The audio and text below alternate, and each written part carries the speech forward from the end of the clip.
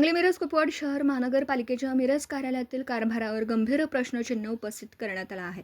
नगररचना विभागासह अनेक महत्त्वाच्या विभागांमध्ये अधिकारी नियमितपणे उपस्थित राहत नसल्याचा आरोप करण्यात आला आहे. त्यामुळे नागरिकांची कामे रखडत असून मोठ्या प्रमाणात गैरसोय होत असल्याचं समोर आलं आहे. माहितीनुसार नगररचना विभागाचा 2002 पासूनचा ऑनलाईन डेटा करप्ट झाल्याची चर्चा असून यामुळे बांधकाम परवाने, नकाशे, मालमत्ता संबंधित कामांवर परिणाम होत असल्याचं सांगितलं जात आहे. या प्रकाराला जबाबदार असलेल्या अधिकाऱ्यांवर कठोर कारवाई करण्याची मागणी करण्यात आली आहे. तसेच आरोग्य विभाग, बांधकाम विभाग, नगररचना विभाग यांसारख्या महत्त्वाच्या शाखांमध्ये अधिकारी उपस्थित नसल्याने नागरिकांना सेवा मिळत नसल्याची तक्रार आहे. सर्व अधिकारी सांगली येथे बसून कामकाज करत असल्यास मिरज कार्यालयात केवळ कर वसुलीचे काम सुरू असल्याचं चित्र असल्याचा आरोप करण्यात आला आहे. दरम्यान पार्किंगची व्यवस्था नसतानाही बांधकाम परवाने आणि पूर्णता प्रमाणपत्रे कशाच्या आधारे दिली जात आहेत असा सवालही उपस्थित करण्यात आला आहे. पार्किंग सुविधा नसलेल्या इमारतींना परवानगी देण्यात येत असल्यास संबंधित प्रशासनाने याबाबत खुलासा करावा अशी मागणी नागरिकांकडून होत आहे. या सर्व प्रकरणामुळे महानगरपालिकेच्या कामकाजावर प्रश्नचिन्ह निर्माण झालं असून प्रशासन यावर काय भूमिका घेणार याकडे सर्वांचं लक्ष लागलं आहे. मी वसीमुल्ला, आम आदमी पार्टी सेक्रेटरी प्रदेश महाराष्ट्र.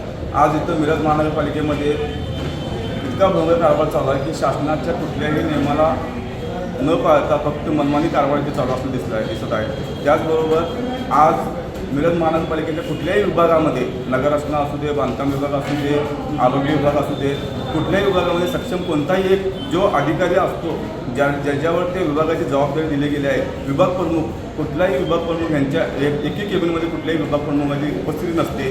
कधी येतात, कधी जातात, काही तर लोकांना माहीत नाही, त्यांच्या अधिकाऱ्यांना माहीत नाही. अधिकारी सरळ म्हणतात की आमचे वरिष्ठ सांगलीत काम करतात. मग मी सांगलीत बसून काम करतात तर मिरजेमध्ये त्यांना विभाग प्रमुख कशासाठी नेमले आपण?